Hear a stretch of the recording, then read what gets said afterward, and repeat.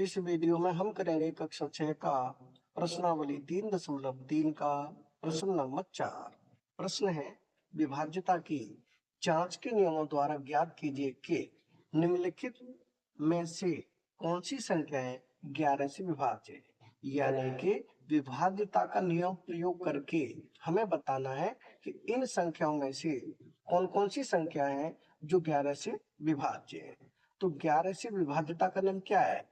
11 से विभाज्यता के नियम है जो भी संख्या हमें दी हो उसमें पीछे से प्लस माइनस लिखेंगे, उसके बाद प्लस की संख्या एक साथ जोड़ेंगे और माइनस की संख्या एक साथ जोड़ेंगे, फिर बड़ी संख्या में से छोटी संख्या घटा देंगे। घटाने के बाद जो उत्तर आता है उसमें अगर 11 का भाग जाता है तो वो संख्या 11 से विभाज्य हो गई है। जैसे सबसे पहले देखें ए में संख्या है हमारे पास इकाई, दहाई, सैकड़ा, हजार, यानी कि 5445। तो इसे करते हैं, यहाँ पर संख्या है 5445।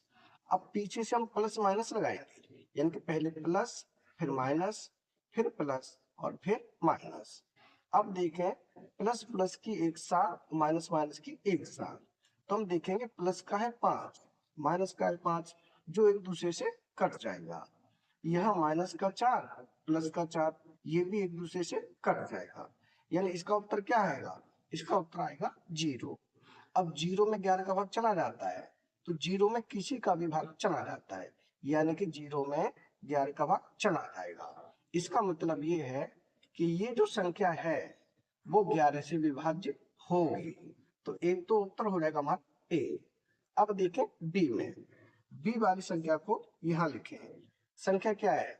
इकाई, दहाई, सैकड़ा, हजार, 10,000, यानी कि 10,824।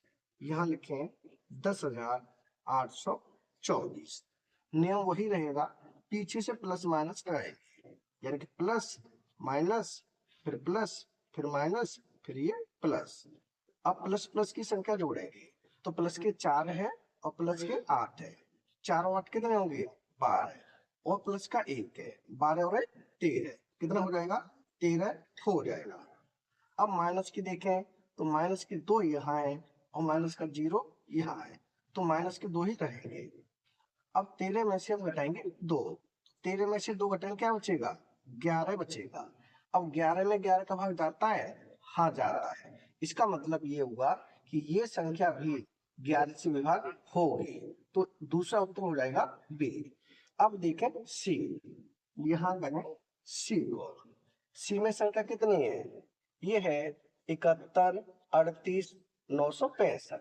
तो इसे लिख लें, 71 और है 38 और है 965। नियम वही रहेगा, plus minus plus minus plus minus ये प्लस। अब प्लस प्लस की संख्या जोड़ेंगे, यानी प्लस के 5 है और प्लस के 9 है, 5 और 4 कितना होगा? 14, 14 प्लस 3 कितना हो जाएगा? 17, 17 में 7 और जोड़ेंगे, 17 और 7 कितना हो जाएगा? ये हो जाएगा 24, यानी प्लस के 24। अब देखें माइनस के, तो माइनस के 6 और माइनस के 8, 6 और 8 कितने होंगे? माइनस के 14 और माइनस के 1, 14 और 1 15, यानी माइनस के हो जाएंगे 15। अब 24 में से 15 घटाएंगे, यहाँ हो जाएगा 14, 14 में से 5 घटाएंगे कितना बचेगा? 9 बचेगा। यहाँ बचा 1, 1 में से घटाएंगे कुछ नहीं, यानी कि यहाँ बचा 9। तो 9 में 11 का भाग जाता है? नहीं जाता। इसका मतलब ये 11 से विभाज्य नहीं होगी, तो यहाँ हम कट का निशान लगा दें। अब देखें डी, डी में संख्या है ये है 70, 16, 93, 08। तो यहाँ करते हैं डी। संख्या कितनी है? संख्या है 70 और ये 16, 93 और है 08। नियम वही, plus minus plus minus plus minus plus और माइनस। अब प्लस प्लस की संख्या जोड़ेंगे, यानी कि प्लस के 8 और प्लस के 3 हो जाएगा 11 और प्लस के 6, 11 और 6 हो जाएगा 17। 17 प्लस के 0, 0 जोड़ेंगे तो 17 ही रहेगा, यानी प्लस के 17। अब माइनस की संख्या जोड़ेंगे तो माइनस का 0 और माइनस 9, 9 ही रहेगा, -9 और -1, ये हो जाएंगे माइनस के 10 और माइनस के यहाँ 7, 10 और 7 कितना होगा 17, यानी कि माइनस के 17। अब प्लस के भी 17, माइनस के भी 17, तो ये कट जाएंगे, कितना बचेगा 0। अब 0 में 11 का भाग चला जाएगा, क्योंकि 0 में किसी का भी भाग चला जाता है, तो ये संख्या जो डी वाली है ये 11 से विभाज्य होगी। क्यों होगी? क्योंकि 0 में 11 का भाग चला जाएगा। अब देखें ई को करें यहाँ पर, संख्या कितनी है? ये है 1 है, फिर 1 2 3 4 5 6, 6 0 है, फिर 1 है, यानी कि 1 और 6 0, 1 2 3 4 5 6, उसके बाद 1। नियम वही रहेगा, plus minus plus minus plus minus plus और ये माइनस। अब हम देखेंगे जो 0 है प्लस माइनस के, उनसे कोई फर्क नहीं पड़ेगा, एक प्लस का है और एक माइनस का है, प्लस का 1 माइनस का 1 कट जाएगा और अब क्या आएगा 0, और 0 में 11 का भाग चला जाएगा। इसका मतलब ये वाली जो संख्या है वो 11 से विभाज्य होगी। एक उत्तर हमारा ये हो जाएगा। अब देखें एफ में संख्या क्या है? यह 90 11 53, यहाँ लिखें 90 11 और ये 53, प्लस माइनस तो ये प्लस और ये माइनस। अब प्लस प्लस के जोड़े तो प्लस के 3 और प्लस के 1, प्लस का 0 से कोई फर्क नहीं पड़ेगा, यानी 3 और 1 प्लस के 4 हो जाएंगे।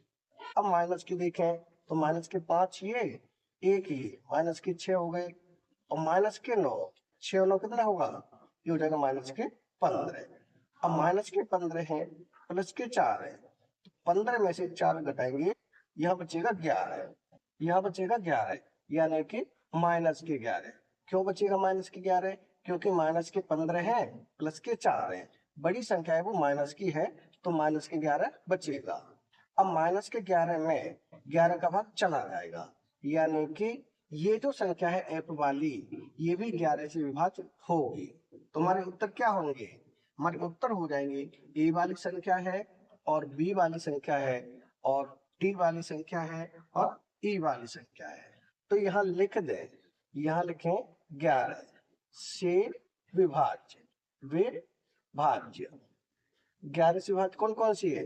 एक तो ए वाली संख्या है, तो एक उत्तर हो जाएगा हमारा ए, और बी वाली संख्या है, दूसरा उत्तर हो जाएगा बी, और सी वाली नहीं है, डी वाली संख्या है, अगला उत्तर हो जाएगा डी, और ई वाली संख्या है, उससे अगला उत्तर हो जाएगा ए, और एफ वाली भी है तो अगला उत्तर हो जाएगा एफ, यानी कि इसके उत्तर हो जाएंगे ए बी डी ई और एफ।